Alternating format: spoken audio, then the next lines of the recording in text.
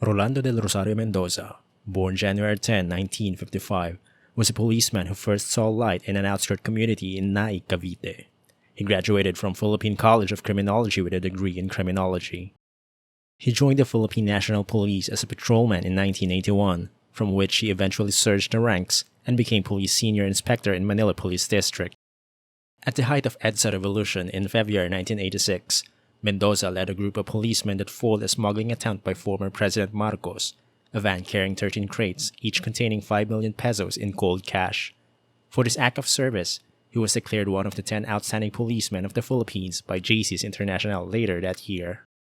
He would eventually become a well-decorated policeman throughout his years of service, receiving 17 more recognition awards in the following decades.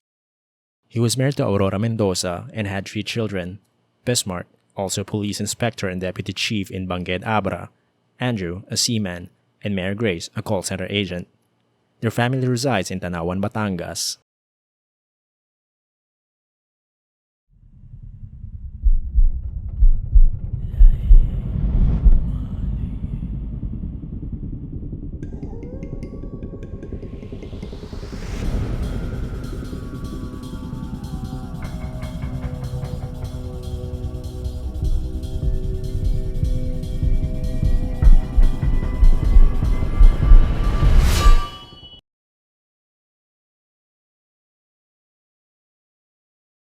In April 2008, a hotel chef named Christian Calao accused Mendoza and several other officers of accosting him over a parking violation. According to his story, the police planted sachets of methamphetamine hydrochloride or shabu in his car, forced him to take a drug, and accused him of being a drug addict. The officers also demanded that he access his ATM and hand over the money. Calao said the policeman agreed to release him after his friend was able to raise 20,000 pesos. Merceditas Gutierrez of the Office of the Ombudsman and her deputy Emilio Gonzalez III filed formal charges for grave misconduct following robbery, grave threats, robbery extortion, and physical injuries.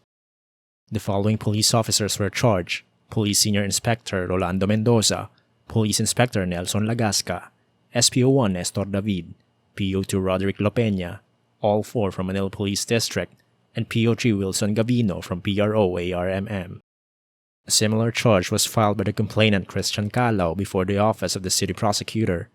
Administrative charges were filed on them later that month, after which Mendoza would be relieved of his duty as chief of the mobile patrol unit. All 5 policemen would be relieved from service and voided their benefits. In August 26, 2008, the charges against Mendoza and the 4 others were vacated by the Manila prosecutor's office upon finding that the material allegations by Calao had not been substantiated by any evidence at all to warrant the indictment of the offenses charged.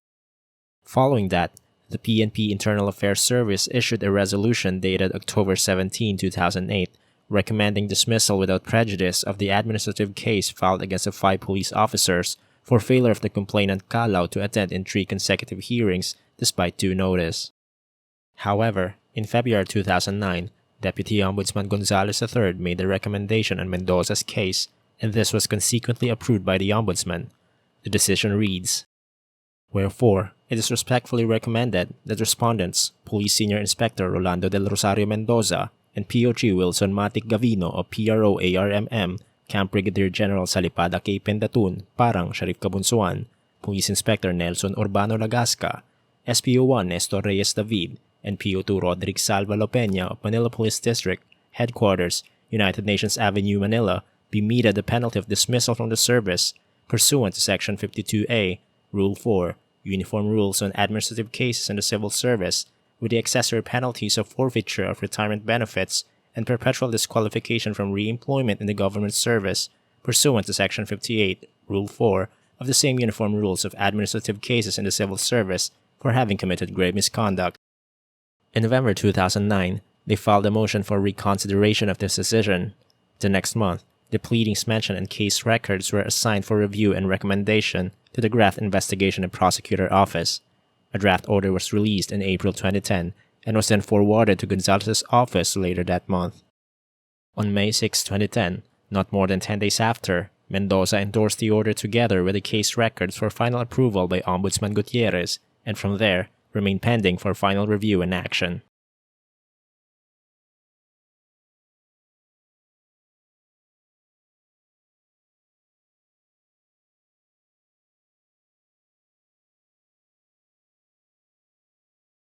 August 23, 2010, 6:10 a.m. Melesha Gonzalez, a resident of Barangay 7, Poblacion, Tanawan City, Batangas, is surprised by her close friend, Police Senior Inspector Rolando Mendoza, at the doorsteps of her home. Mendoza asked if she could accompany him to Manila because he was returning the firearms issued to him. Gonzalez asked why Mendoza was wearing his police camouflage uniform, to which the latter responded he had to because he was carrying firearms. Without any hint of anything, the two went ahead and left Tanawan by 6:30 a.m., with Mendoza manning the wheel using Gonzalez's own transport. At the Skyway Express in Bicutan, Gonzalez wondered why they took the ramp to Manila and not her expected path to Bicutan. Mendoza said they are not going to Bicutan since the firearm was issued in Manila, so it should be returned there. East, the two proceeded to Binondo and ate breakfast at Hap Chan restaurant by 7:30 a.m. After eating, they left Binondo at 8 o'clock a.m. and then passed by Intramuros, Manila Cathedral, and then parked at Fort Santiago at around 8:15 a.m. Mendoza then told Gonzalez to go sightseeing a bit, to which she obliged and then went out after 15 minutes and then waited for Mendoza to pick her back up. They left Fort Santiago and drove around Anda Circle and then drove back to Fort Santiago to Anda Circle for the second time. After the second roundabout, they returned back to Fort Santiago and Mendoza finally parked the car on the side of the road near Palacio del Gobernador. He got out of the car, picked up his things, and told Gonzalez to drive herself home back to Tanawan.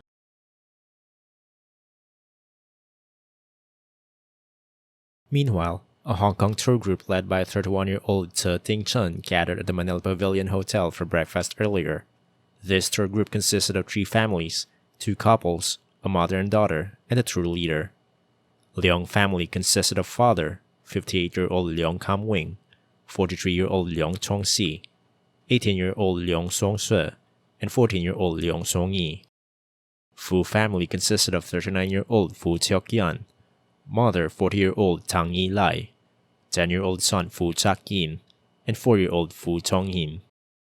Wong family consisted of father 51-year-old Wong Tse Lam, 44-year-old mother Yong Yi Hua, 45-year-old sister-in-law Yong Yi Kam, 15-year-old daughter Wong Teok Kyu, and 12-year-old Wong Ting Yat.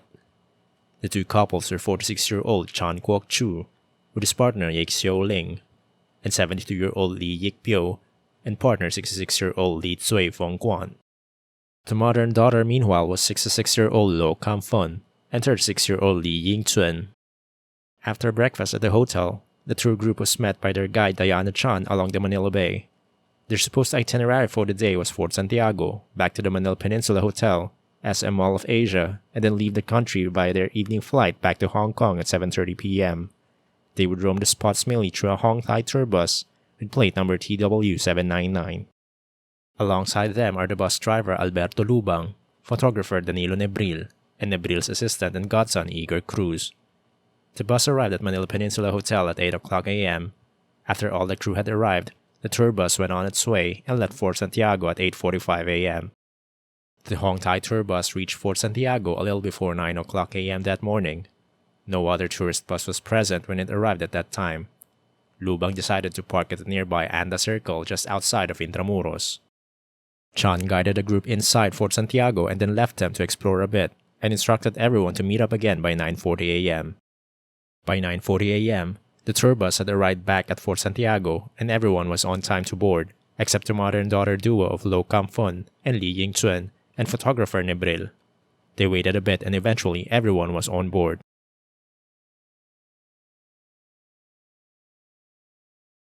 Ruth Del Castillo, a tour guide at Fort Santiago, recalled Mendoza asking her while she was at the entrance gate, "Yan ba yung tourist bus papunta sa libingan ng mga bayani?" Del Castillo did answer the question and asked curiously, "Escort po ba kayo?" To which Mendoza responded with yes.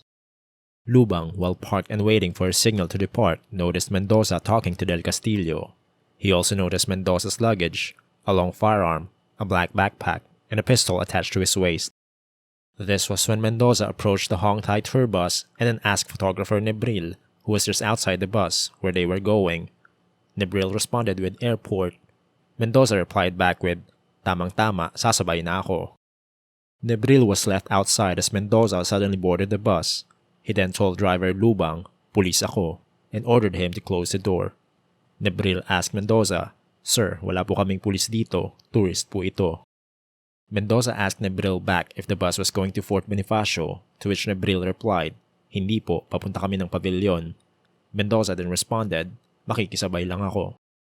When Mendoza was flailing questions back and forth with Nebril and Lubang, Diana Chan was giving instructions inside the bus.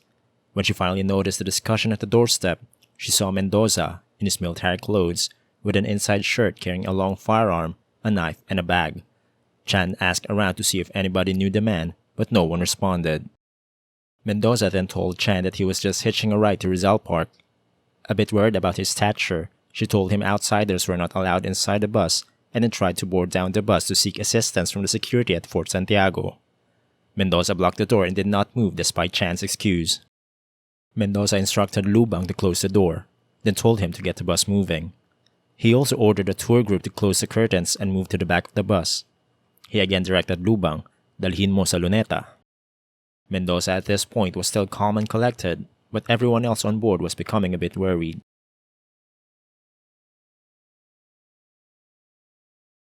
As the bus drove the Intramuros archway towards Anda Circle, Mendoza announced, "Sorry, hostage ko na kayo ngayon." Chan immediately translated the message to Chinese to the tour group. Chan also sent a message to Lourdes Amansek, assistant manager of Direction Travel and Tours, who hired her for that particular tour, saying, "Hostage in Manila, Rizal Park." Amansek tried to call Chan back but there was no answer. She then tried to contact Nebril, who answered the phone discreetly. Nebril said, "Ma'am, nandito po kami sa harapan ng grandstand, na hostage po kami." Amansek then said she will proceed to the grandstand. After Mendoza's announcement, he unpacked his bag and took out his things to equip himself. He took out a thick leather belt with a handgun, a saber, and finally, 3 magazines which he attached to the belt. As the bus moved on, Mendoza said he would allow the tour group to make calls to their friends, relatives, and even the police. Despite this, Tse Ting Chun, the tour leader, was the only one who made a call. Mendoza then ordered some of the people to sit beside the window, then instructed Chan to collect all cell phones of the group. As the bus drove to Luneta and reached Manila Hotel, Mendoza again ordered Lubang to make a turn towards the Quirino Grandstand.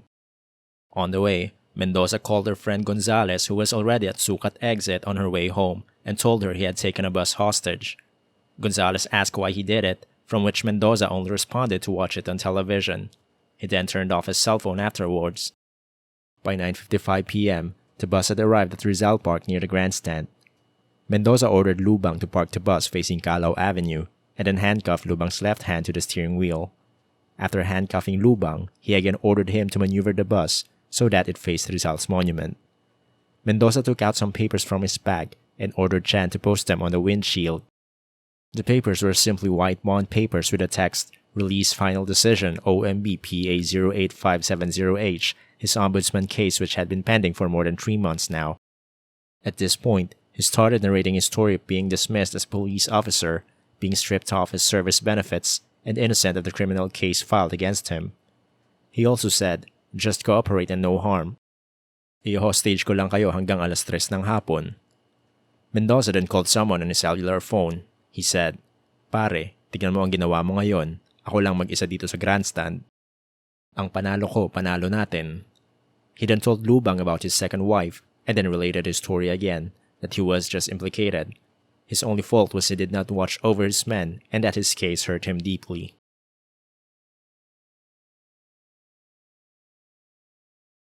When Amansek arrived at Luneta Park, she noticed a piece of paper posted on the windshield, as well as Mendoza standing beside Lubang. She traveled past the front of the bus, then proceeded to the police community precinct at Independence Avenue and reported the hostage taking place at the grandstand.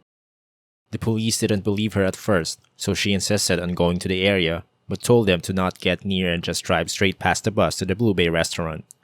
As they drove by, they noticed the situation inside the bus and confirmed it, forcing one of the policemen on the convoy to start reporting on the radio. The police officials got off at the Blue Bay restaurant, and then Amansek stayed inside her van. She then called Lubang and said to hand it over to Mendoza. Mendoza got on the phone and then told Amansek that he will not harm the hostages.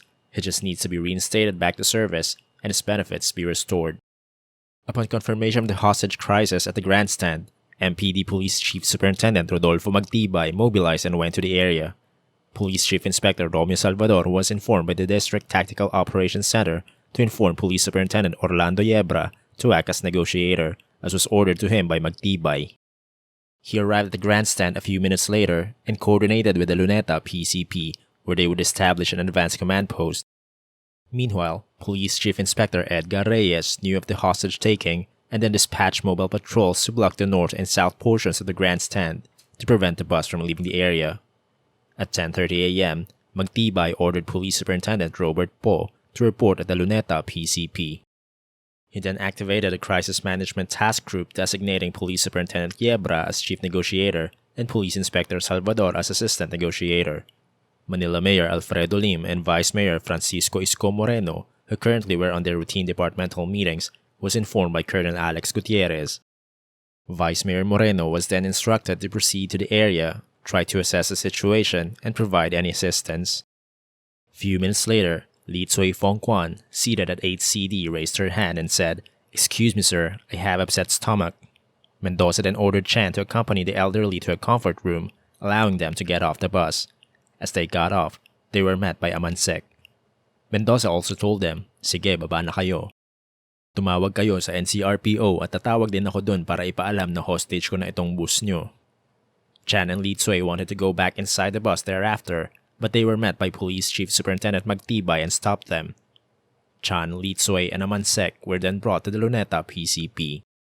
Li Tsui said her husband Li Yikpyo is still inside the bus and might need to take his meds. Mendoza then released 6 tour group members from the bus, and then the Red Cross brought them back to Manila Pavilion.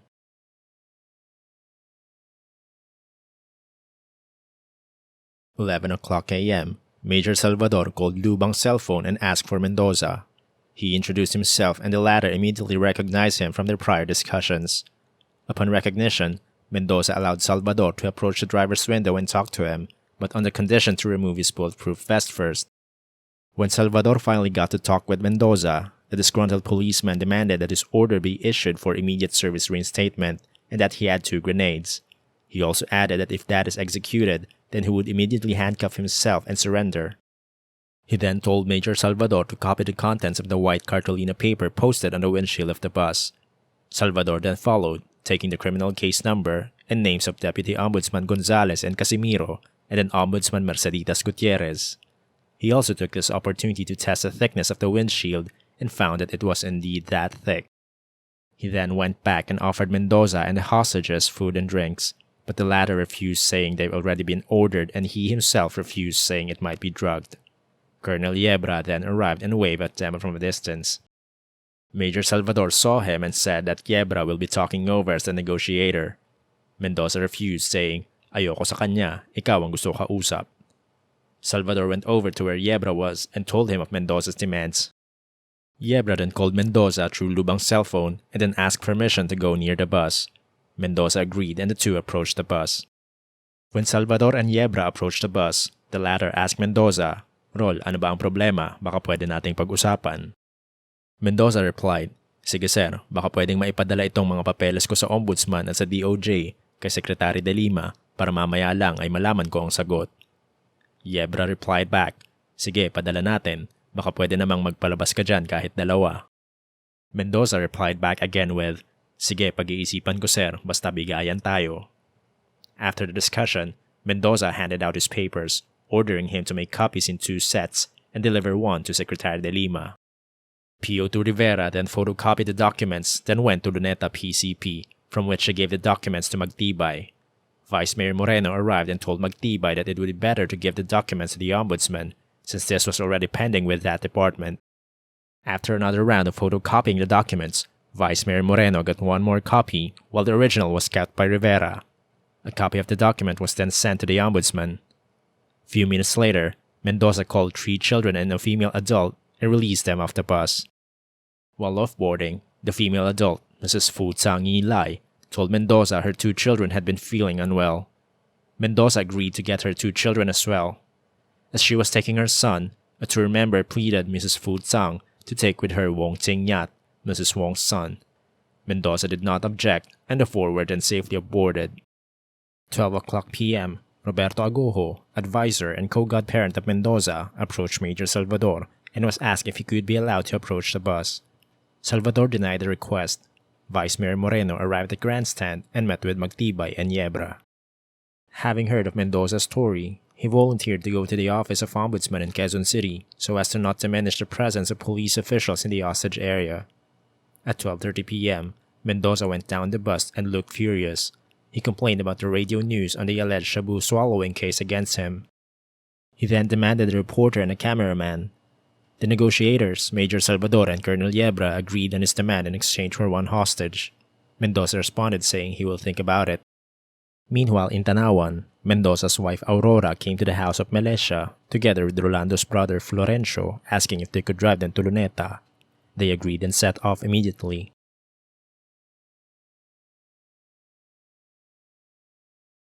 By 1:00 p.m., Colonel Medina from NCRPO arrived at Malacanang and reported the hostage crisis to Undersecretary Rico Puno, then briefed the president on the situation. President Noynoy Aquino stated that in case of an assault on the bus, the PNP Special Action Force Crisis Response Group should be used and have one ambulance per hostage prepared. General Magtibay called and Medina relayed the instructions from the president. Magtibay called Manila Mayor Alfredo Lim and was also given instructions. Lubang recalled he saw Mendoza posting white papers on the bus window, one saying 3:00 p.m. today, deadlock, and the other one saying media now. At around 2:00 p.m., Lubang received a call from Yebra. He then handed his phone to Mendoza, from which he heard the man say, "Yes, sir." After the call, Mendoza asked around the bus, "Diabetic, who's diabetic?" The EKPO stood up, and then Mendoza waved at him and signaled to go to the front of the bus. At the front door, Mendoza waved at Yebra to take Lee off the bus. This release was with the intent of a fair exchange on the demand for a cameraman and news reporter earlier. As Lee was being escorted off the road, Mendoza smiled, saying they might send him a reporter, and jokingly teased Lubang will be famous. Reporter Erwin Tulfo arrived on the scene as well, together with a cameraman, and went inside the hostage area. Salvador and Yebra approached him, and Tulfo said he went there knowing Mendoza's demand for a news crew. Salvador clarified that Mendoza wanted a female news reporter, and so Tulfo was left behind the safe line. At 2:16 p.m., Amansek got a message from Lubang demanding a diesel refuel for the bus. Amansek told Magtibay that the latter ordered for fuel. When Yebra knew of the demand, he asked Mendoza for another hostage in exchange. Mendoza replied back and again said that he will think about it, then released Igor Cruz a few minutes later. Major Salvador, meanwhile, felt dizziness and had his blood pressure checked. While being tended to, he saw a man approaching the bus. He got out of his seat and ran after the man and stopped him. The man identified himself as SPO2 Gregorio Mendoza, Rolando's brother, and said he is the only one capable of persuading his brother to surrender. He also noticed Gregorio had a bulk on his right waist, and then he was told that he was carrying a firearm since he is a policeman. Salvador took his firearm. Mendoza saw the scene and then shouted from inside the bus, "Kapatid ko yan, bakit mo kinuha baril niya, pulis yan?" Salvador replied, "Kapatid mo siya, Bok, wala pang clearance, pag meron na, samahan ko siya dito uli." Mendoza, turning a bit calm, then responded with, "Sige Bok, basta ibalik mo ang baril niya dahil pulis din yan." Several minutes later, the diesel fuel arrived and refueled the bus. Salvador again took the opportunity to test the thickness of the glass. By 3:00 p.m., Mendoza called his negotiators and reiterated his demand for a lady reporter and cameraman. He wanted Susan Enriquez of GMA7, from which Yebra and Salvador relayed the demands to the crisis committee. Yebra recalled the demand was initially denied, then he saw Mendoza attempt a warning shot, but his rifle fortunately jammed.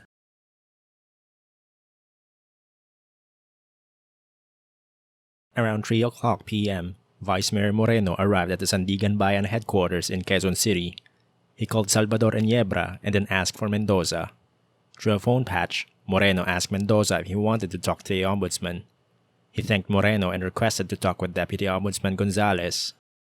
As soon as their conversation started, Mendoza angrily said, "Humihingi ka pa ng 150,000 pesos para sa kaso ko. Kung may mamamatay dito, kasalanan mo lahat." Gonzales responded with, "Oh, wala akong alam dyan." Mendoza then got a chance to talk with Ombudsman Gutierrez, who gave him assurance to review his case. Mendoza mellowed down a little and said, "Ma'am, salamat po. Antayin ko na lang ang order dito."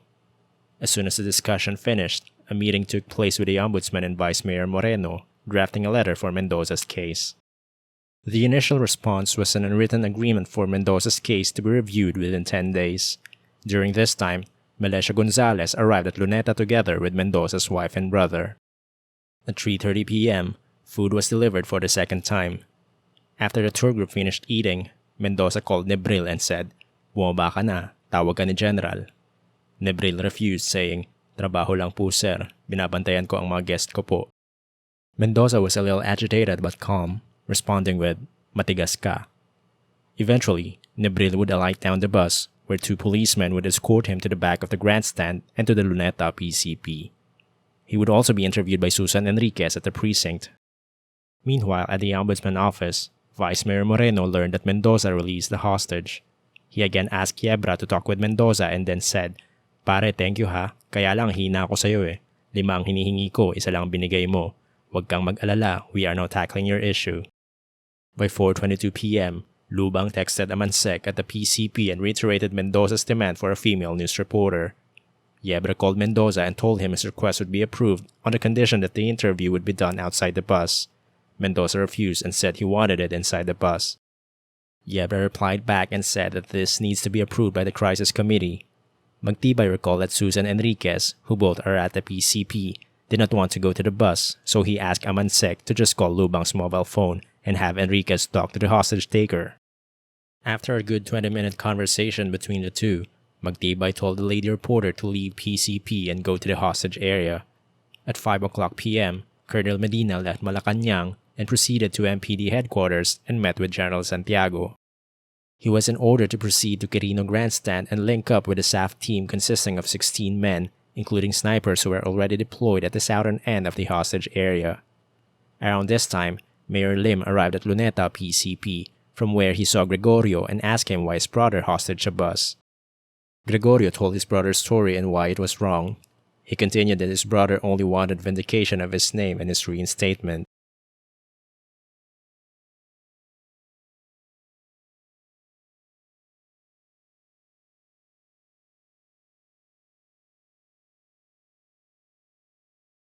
Around 6 o'clock p.m., Vice Mayor Moreno arrived back at the Luneta PCP, where he saw Mayor Lim.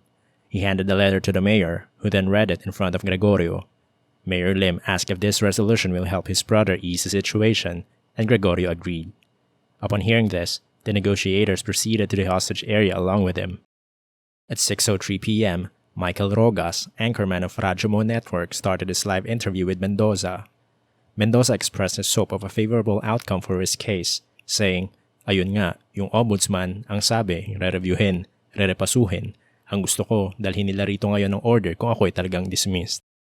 Yung final order nila na ako'y dismissed o na-issuehan ng dismissal order, yun ang gusto kong mangyari, final order. Yung ginawa kanina, sulat lang yun, para ako'y masatisfy sa harap ng aking in-laws. Hindi tama yun, mali yun." Rogas was pressing one question after the other in an attempt to continue engaging the hostage taker. He then followed with a question, "Kapitan, meron po kayong pakiusap sa pamamagitan po ng RMN? Nakikinig po ang mga pulis ngayon. May pakiusap kayo sa pulis, lalong-lalo na dun sa mga sniper."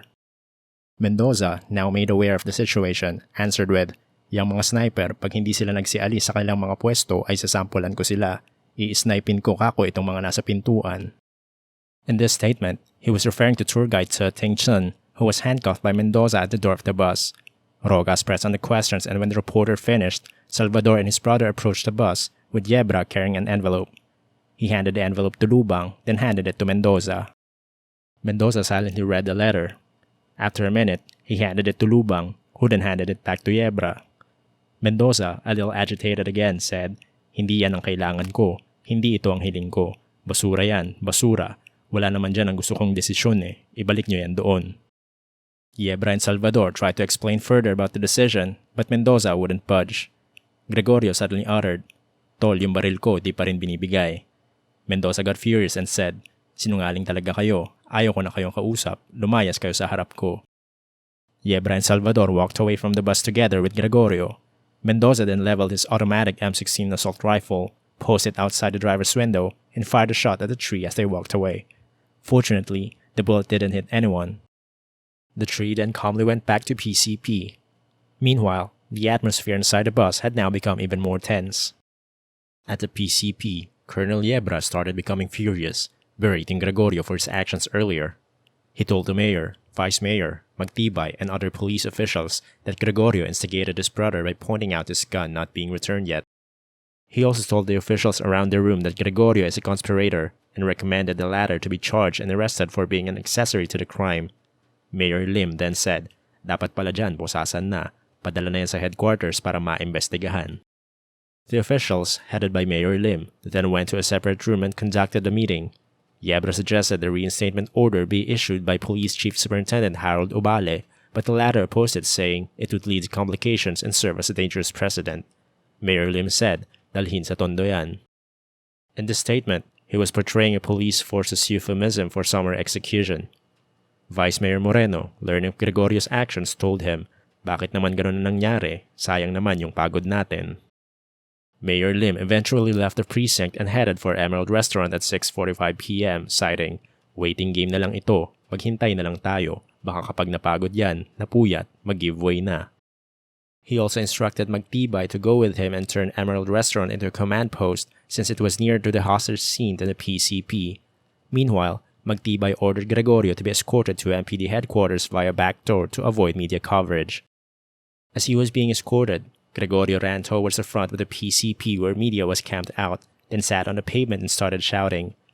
The media cameras focused frenzy on him as he shouted, "Papatayin nila ako, papatayin nila ako, hindi ako accessory." During the whole time, he lied on the floor while his police escorts looked back at him in shame, telling him to stand up because it was embarrassing. He was then shielded by his relatives until Colonel Po and his men tried to pacify him and have him stand up. Colonel Po then took lengths to explain to the media why he was brought to the MPD and then asked them to stop covering the scene, but the media kept their cameras focused and rolling. The whole ordeal was captured and broadcasted live, seeing Gregorio getting carried through his four limbs.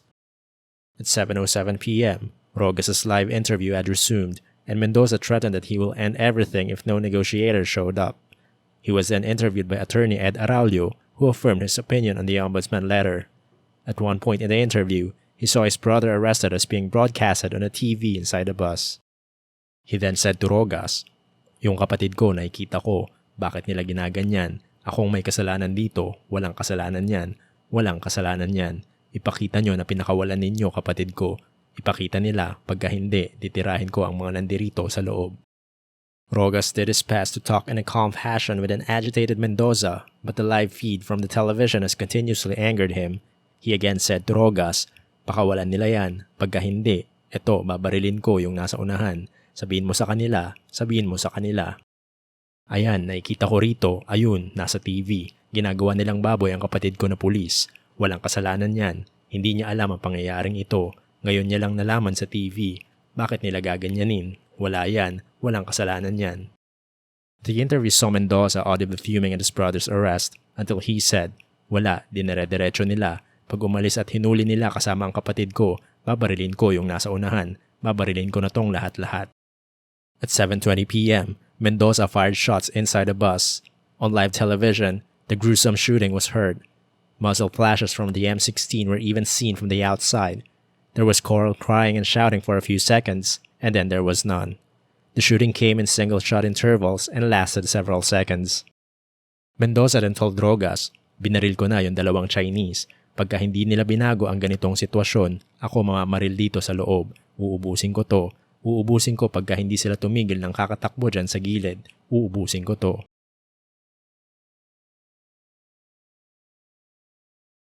Based on Chan Kwok-chu's sworn statement, the following is a detailed sequence of events during the moment of shooting.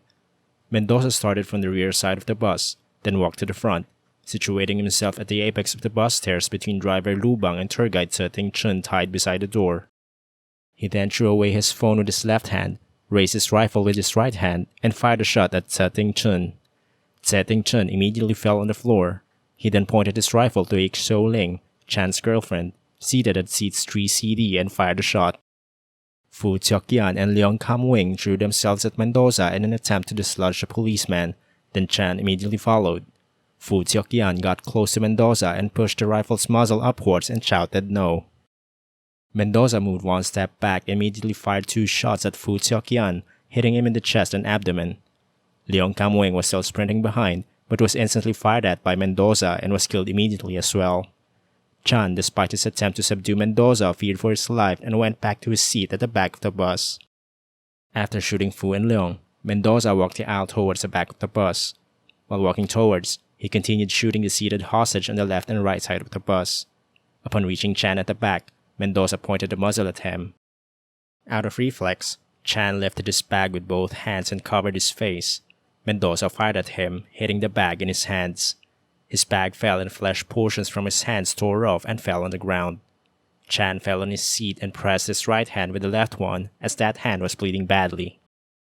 At this intense point of shooting inside the bus, Lubang saw Tse Ting Chan's lifeless body floored by the door.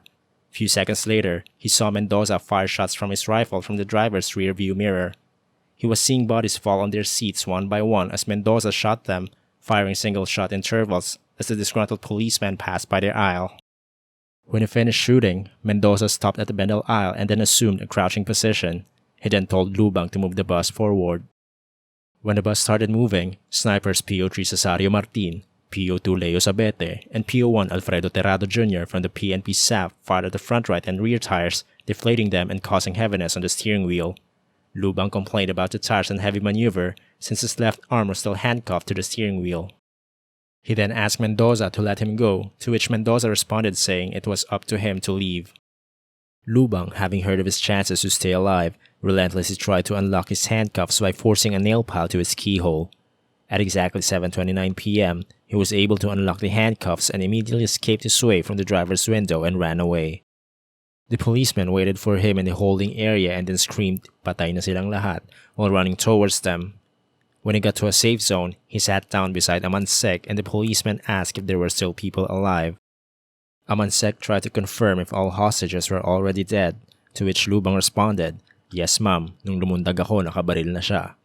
A little later, Colonel Po was informed of the driver's escape and returned to the PCP, waiting for Lubang to be brought there for questioning.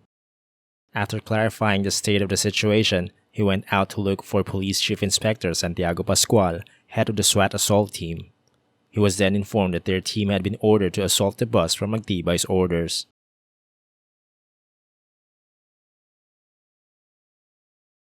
The assault team commenced at 7:35 p.m. With a signal from command group, 3 teams moved in position around the bus. Mendoza closed off the bus curtains then turned off the interior lights as well. Using a sledgehammer, the team started smashing the bus windows, but the tempered plexiglass nature of the mirrors made reaching them difficult. They also tried opening the doors, but the lifeless body of Tse Ting Chen was blocking the door from opening. By 8:09 p.m., they tried to open the door by tying a rope to a mobile patrol vehicle and then pulling it out, but this plan also failed. The PNP staff then assisted the assault teams by 8:11 p.m. and provided a ladder for window entry. An opening was made at the rear window, but the penetrating group was met by successive shots, even hitting PO2 Alan D on his Kevlar helmet and another on his ballistic shield. During the stall of the assault between 7:35 p.m. and 8:11 p.m., General Santiago called Colonel Medina and tasked him to take charge, leveraging the presence of PNP staff to assault the bus. He called Major Pascual and told him he was taking over the assault. The police force regrouped and Medina ordered the SAF troopers to assault the bus, while the SWAT assault team distracted Mendoza from the front.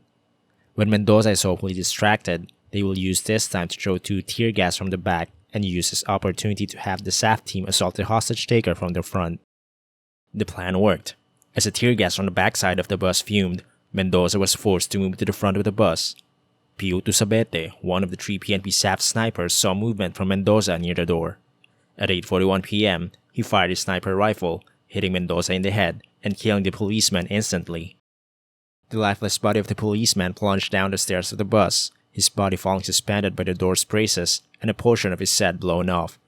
Chan Kwok-chu, still bleeding badly, assumed a fetal position on the ground while shots were being fired to the body of the bus.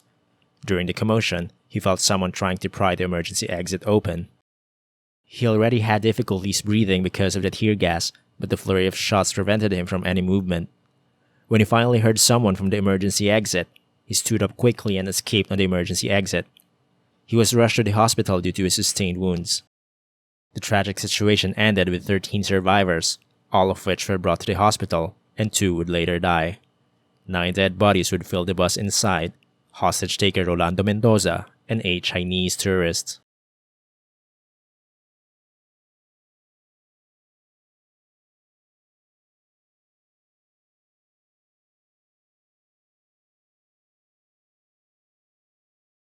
The following morning, the remains of Rolando Mendoza and 5 other dead victims were autopsied by the PNP medical legal officers.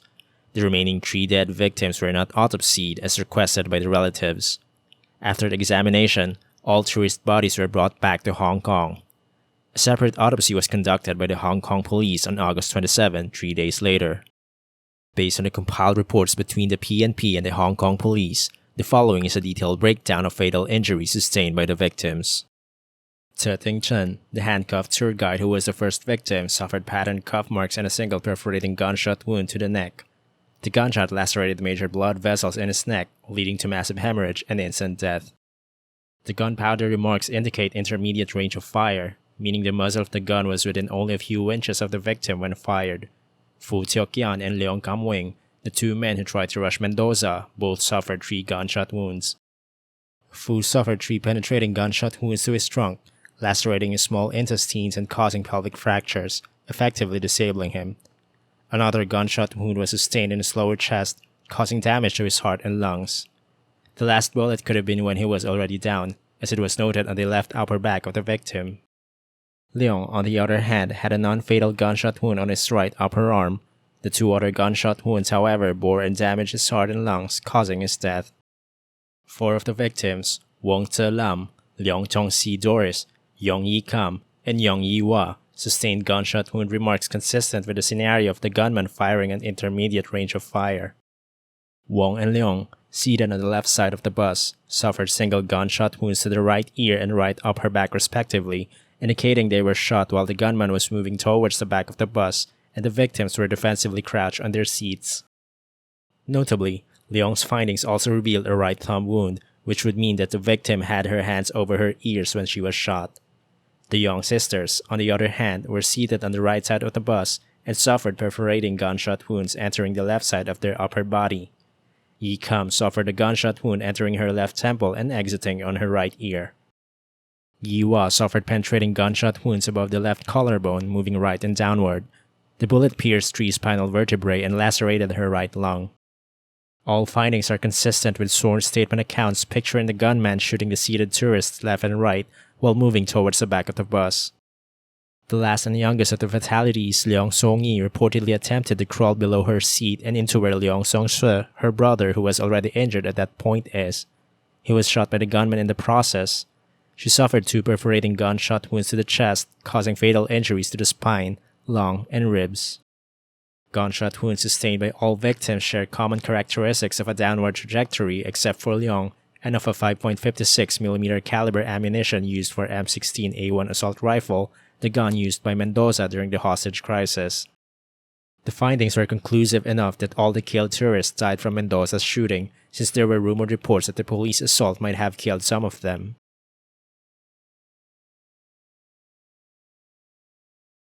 As the investigation rolled the following days, several courses of action were criticized that, had been done right, could have avoided the tragic ending to the hostage drama. The first, and probably the most famous of them for all the wrong reasons, is the debacle of assault by the SWAT team. While this may have been caused by several factors, the clarified reasoning was because of insubordination of General Magtibay to follow orders from the President, which was to use the PNP SAF Crisis Response Group to assault the bus. While the SAF CRG group was already deployed to the area by 5:30 p.m., they were mostly on standby and had only provided assistance by 8:11 p.m., when the SWAT assault team had already had difficulties breaching the bus. General Santiago, Colonel Medina, and Undersecretary Rico Puno gave testimonies that they relayed the instructions from the President to General Magtibay. They also added that the operational control over the SAF and RMCG was placed under him in the early stages of the crisis. General Magtibay, in his defense, testified that while he was informed to utilize the SAF CRG, Colonel Medina did not confirm nor order the instructions. It was also not clear to him that utilizing the SAF was a direct instruction coming from the President himself, nor it was clear that Colonel Medina was in the Malacanang Palace during the relay. Colonel Medina's actions were questioned as well as to why he did not ascertain Magtibay's actions to utilize the SAF upon arriving at the grandstand at 6:20 p.m. The gross subordination of Magtibay only became apparent when the assault commenced at 7:35 p.m., when the SWAT team stormed the bus, and there never was a word from the general for the PNP SAF CRG to be deployed as well. With the whole world watching the demise of the SWAT team, Magtibay would be relieved of his command and Colonel Medina would take over the situation. On this premise, the direct order from the president had not been followed by his men. The PNP SAF's expertise on this type of situation may have, if not fully, severed down the intensity of the incident.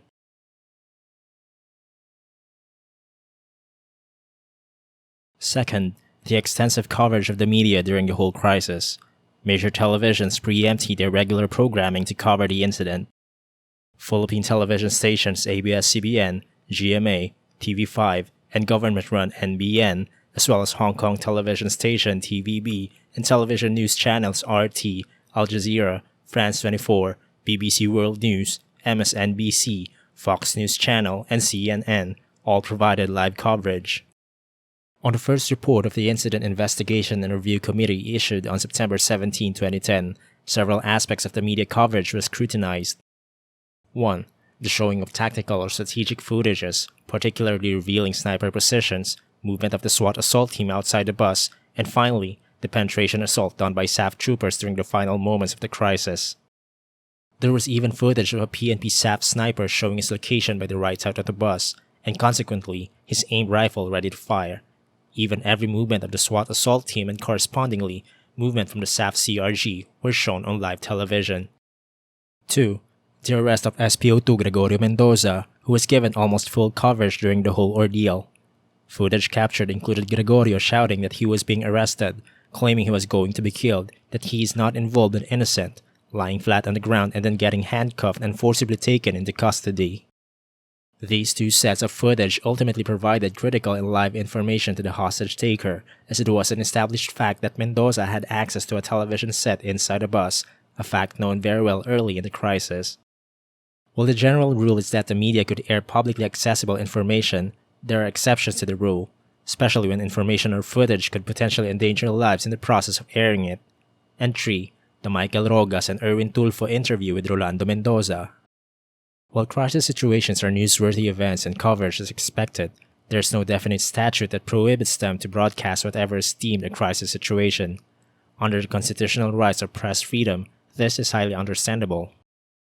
On moral grounds, this act potentially places lives of the hostages at risk, since the circumstances of the situation could adverse the actions of the hostage taker, and consequently, the outcome of the crisis. When reporters and news crews are sent to cover any particular events, the decision on what is and what is not to air is not of the reporters, but by the producers and director in charge of the coverage at the station. The blame, however, was being put on the reporters for showing the footage.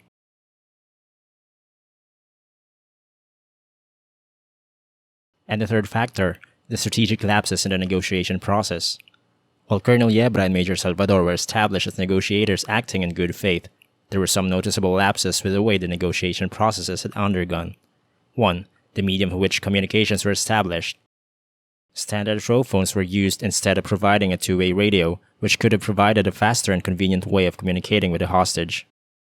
Old reliable equipment such as bullhorns and loudspeakers could have been used in case of network failures, or in the case where the cell phone of Mendoza was preoccupied with the interview from the RMN anchor, a reliable method of communication to still reach out to the hostage taker. This method would have been highly reliable when Mendoza refused to take phone calls during the time when he was already furious about his brother's gun and consequent arrest. 2. The lack of an established negotiating team handling crisis management situations like this. Colonel Yebra and Major Salvador may have some crisis management training, and this probably was the reason why they fronted themselves as soon as the need for it rose, but it was clear that both do not have a clear official designation for such a role in the Manila Police Department, nor such a team exists at all. They also did not have any intelligence officer to provide detailed assessment of the hostage taker, and nobody took responsibility for this all throughout the day. In short, it can be deduced that both Yebra and Salvador acted on instinct and on their own. 3. The lack of a genuine and well-thought-out negotiation strategy. If one was to point out one thing that could have saved it all, it was the Vice Mayor's trip to the Ombudsman. And despite the efforts done, there was still miscommunication of the precise nature of the demand, since the main idea is an order of reinstatement, but what came out was a mere review of the order. The direct reinstatement order was only brought up when the meeting was held inside Luneta PCP, the time when the ombudsman letter was already rejected by Mendoza. To add to the strategic lapse, the idea of the mayor proposing a waiting game was done in utter disregard of any experience and training in situations like this. More often than not, the disgruntled individual actually starts getting more violent due to prolonged stages of stress. The IIRC report stated this tire-out strategy violates Section 5522 of the amended Crisis Management Manual of 2010, and there it states, "Another factor that is always present and related to time is stress. People tend to become more rational as they become less emotional. Therefore, to get your message across, first, do something to reduce the hostage taker's emotional level. The body reacts to stress through its adaptive mechanism. However, individuals cannot maintain a high level of resistance to stress. Eventually, they will reach the exhaustion stage." It is also important to factor the approach Colonel Yebra used to box Mendoza in his actions on labeling him among the 3 possible stereotypes of a hostage taker. During the whole ordeal, Yebra refused to categorize Mendoza as a mentally deranged individual. There was no serious analysis made of his probable psychological circumstances, and Yebra was more focused on the characterization of the hostage being calm, playful with the driver, cracking jokes, and in plain hindsight, kind. They were focused on his state of mind that he would not harm nor kill hostages based on the idea that he was constantly releasing them. Yebra explained that he saw Mendoza as someone who can be reasonably talked to, and in that sense, refuses to see any underlying psychological conflicts that had ultimately driven the man to try to correct his perceived injustice. DILG Undersecretary Rico Puno, on the other hand, told the IIRC report that the hostage incident was treated as local and not national, despite foreigner hostages being involved. When asked how significant the element of having foreigners in the hostage situation was, he said, "It was very significant, but again, I reiterate that in their personal assessment, the hostage took place in Manila, and the hostage taker, a former Manila policeman, was very cooperative." In this sense, he did have the same mindset as Colonel Yebra. He also said that they had to downplay the situation because they considered the hostage taker might ask bigger demands had national officials been involved or seen. And lastly, their assessment of the hostage taker was he was not a criminal, given his record and his stature as a policeman.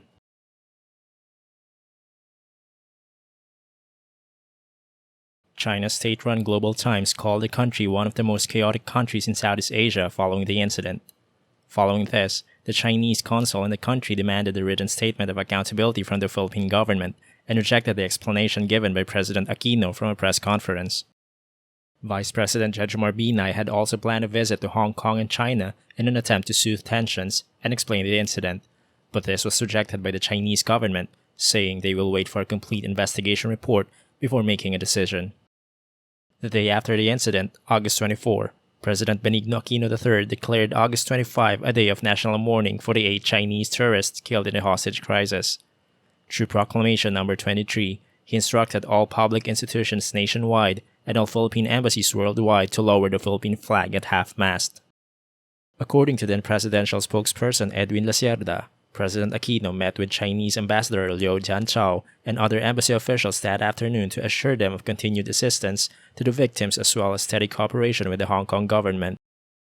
During the wake of Rolando Mendoza on August 27, the Mendoza family's decision to cover his coffin with the flag of the Philippines had caused anger in the Chinese embassy. In a statement, the embassy expresses its strong indignation over this irritating act. The person who deserves a national flag at a funeral should be someone of heroism, decency, and integrity, not someone who inflicts atrocity on innocent lives. This is nothing but a smear on the dignity of the Philippine national flag. In response, the Department of Foreign Affairs said the draping of the flag does not conform to existing regulations.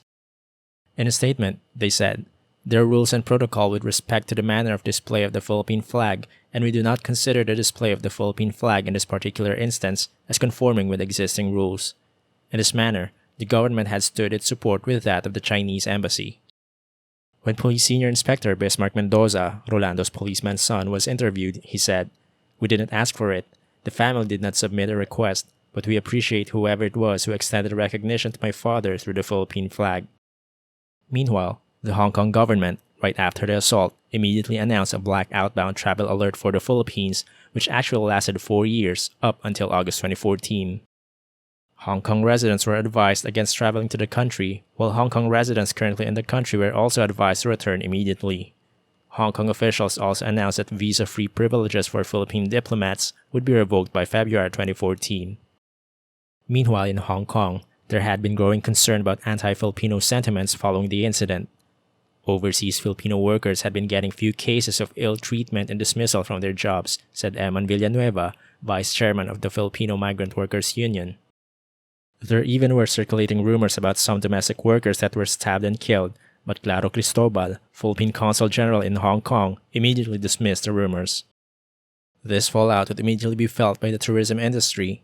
According to government data, Chinese tourists comprise the fourth largest group of tourist arrivals in the country, which Hong Kong tourists comprise the sixth largest.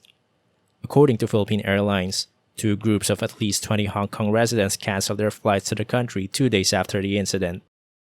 558 more Manila-bound bookings were canceled. Cebu Pacific also received considerable rebooking and cancellation requests from passengers with Hong Kong routers. On the other side, several Hong Kong and Macau-bound Filipino tourists had opted to change destinations because of the brewing animosity between its citizens. The Department of Tourism would eventually report travel plan cancellations of more than 1,000 tour groups from China and Hong Kong.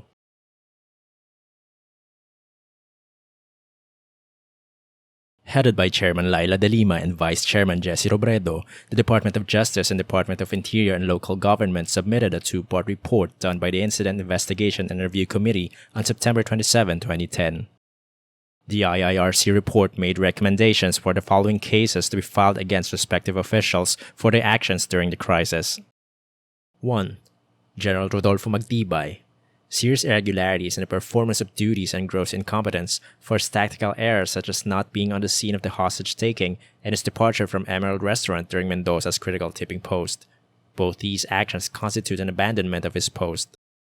This is in violation of the overall responsibility of the ground commander as stated in the Section 1.7.2 of the Crisis Management Committee Manual stating, "The action phase consists of two distinct activities, negotiation and tactical action or intervention, which may take place independently either simultaneously or in succession. In any case, both activities are under the complete control and supervision of the on-scene commander." He was also found to have violated two more CMC rules. 1. 3514, which states that the chief commander does not command and negotiate, and neither does his on-scene or tactical commander. And 2. 3.6.2, which states that the incident scene must be cordoned and protected to prevent looters and preserve evidence as necessary. 2. Mayor Alfredo Lim. Administrative and criminal cases for his failure to properly activate the CMC. While there have been claims that the CMC was actually activated, there was no sufficient substance that its members were duly reporting based on the assigned task and proper contingency measures were done. Even Vice Mayor Moreno admittedly said he was not aware of the CMC and its members during the whole ordeal. Mayor Lim also failed to render the proper degree of attention required by the gravity of the situation. He said that he had received direct instructions from the president during the early stage of the crisis, but he only arrived at the scene later that afternoon. His decision to involve and consequently arrest SPO2 Mendoza was completely unjustified, improper, reckless, and contrary to the established protocols in negotiations. And lastly, his decision to abandon the command post during its critical stage displayed a gross disregard of the increasing volatility of the situation. 3. Vice Mayor Isko Moreno. Gross negligence and dereliction of duty. Gross negligence for not knowing the CMC, its members and its responsibilities, and even being the vice chairman of the CMC during that time without him actually knowing about it. And dereliction of duty for abandoning the advanced command post during the crisis, although one can deduce his actions going to the ombudsman was done in good faith. 4. Undersecretary Rico Puno for his actions that may have compromised the readiness of the national CMC to take over the responsibilities of the situation. He revealed he acted as the caretaker of the CMC during the crisis, but the crisis management organization structure clearly indicates that the DILG Undersecretary does not hold any position. 5. General Leocadio Santiago Jr. for his failure to follow the protocol and the order from the Commander-in-Chief, the President. In a statement before the committee, he said that the MPD is under his command, but he had no administrative control and supervision over the PNP staff, as this is under the national headquarters of the PNP. However, the SAF can be directly tapped with clearance from the national headquarters, and this clearance was already given by Director General Jesus Versosa early in that afternoon. In fact, his statement, at 2:35 p.m., I directed them to the Manila Police District, categorically implies that the SAF was already under his authority. 6. Lieutenant Colonel Orlando Yebra forced negligence to properly appreciate the hostage-taker profile of Mendoza and not taking actions to procure intelligence when none was forthcoming. His profiling of Mendoza was consistent throughout the negotiations, nor did any request for a criminal psychologist on how to evaluate the state of the hostage-taker. They were taking on the idea that they don't see the violence Mendoza was capable of because all throughout the day till late afternoon, he was mabait and nakakausap. His other failures were to request information from policemen that had debriefed the released hostages, and negotiating team lapses about lying and permitting their brother to participate in the negotiations. 1. At no point in time on that day, Yebra raised an issue that he was not receiving any intelligence. Had he received information from the early released hostages, he could have known critical facts such as that Mendoza has access to a live television inside the bus and consequently could have ordered restrictions to media coverage. And 2. The negotiating team was caught lying about the returning of the SPO to Mendoza's handgun, which caused the hostage-taker to burst out in anger and easily could have been the tipping point of the crisis. The negotiation lapse could also be pinpointed to the idea of permitting SPO2 Gregorio Mendoza to participate in the negotiations despite knowing how sensitive the connection it would bring to the hostage-taker. 7. Major Santiago Pascual III. Administrative case and gross incompetence forced lack of adequate ability and fitness to satisfactorily perform his duties as the overall assault team leader. This inability to act satisfactorily proved to be a prolonged demise of the surviving injured hostages, since the assault took an hour instead of minutes had it had been professionally executed. 8. Ombudsman Merceditas Gutierrez and Deputy Emilio Gonzalez III. Gross negligence and grave misconduct for accountability of handling Mendoza's case. Both had committed serious and inexcusable negligence and gross violation of their own rules for failing to resolve Mendoza's case without justification despite repeated written pleas. It can clearly be stated that the prolonged inaction to this case eventually precipitated the desperate actions of Mendoza. By allowing Mendoza's motion for reconsideration to remain pending for 9 months without justification, both Gutierrez and Gonzalez committed complete and wanton violation of the Ombudsman prescribed rules to resolve motion for reconsideration for administrative disciplinary cases, which is only 5 days from submission. Both are also held liable for committing serious disregard of the due process, manifest injustice, and oppression for failing to provisionally suspend the further implementation of the judgment of dismissal against Mendoza. By enforcing judgment of dismissal without resolving the motion for reconsideration, the two officials acted with arbitrariness and without regard to due process and the constitutional right of an accused to speedy disposition. 9. Michael Rogas and Erwin Tulfo. Imposable sanctions for violating the code of ethics applicable to broadcast journalists. The recommendation also included pressing charges against the radio station manager of DZXL for allowing the interview with the hostage-taker to undertake and be aired, endangering the lives of the hostages. 10. ABC5, ABS-CBN, and GMA7, same with Rogas and Tulfo. Imposable sanctions for possible violation of their code of ethics with the manner how the coverage of a crisis incident was handled.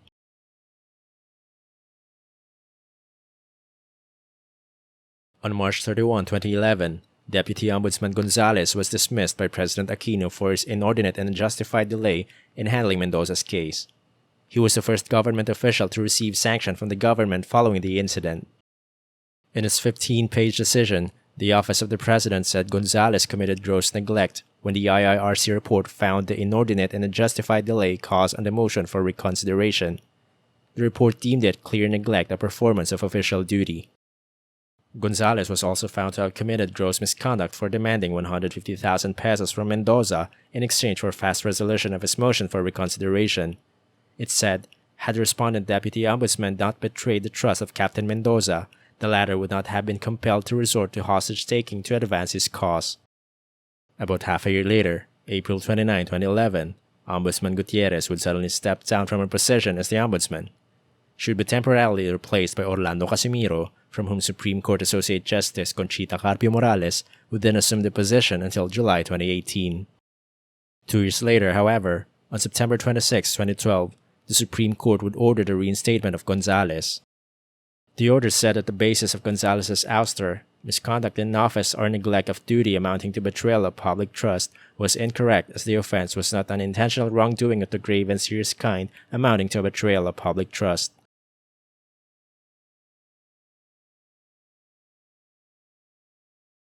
To close the documentary rather than the usual closing statement, here's a snippet of the epilogue section of the IRC report. This is our society. This is our culture. These are Filipinos at their worst. At some point in time, an oppressed Filipino crying out for justice may again snap and seize them in exchange for justice without him having to pay any amount, even 150,000 pesos, but at the cost of human lives. For in truth, justice has become a commodity in this country, with no less than heartless bureaucrats in charge of its dispensation on the condition that they are paid to give what is already owed to a man, even to the shameless extent of asking it from a lowly policeman. This is our society. It drives otherwise ordinary and simple men to turn into murdering monsters at a snap, because they feel oppressed and need justice but are asked for money. They ask for redemption, but are faced only with extortion. Officials without shame, policemen without competence, politicians without care, reporters without conscience, a nation without luck. Mendoza was only the instrument in the murder of 8 innocent human beings. In this investigation, this committee looked into the hostage-taking incident and ended up looking into the nation's soul and find that we are all equally guilty of pulling the trigger of the gunman. This is our country seen through a mirror, and that mirror was Rizal Park, August 23, 2010.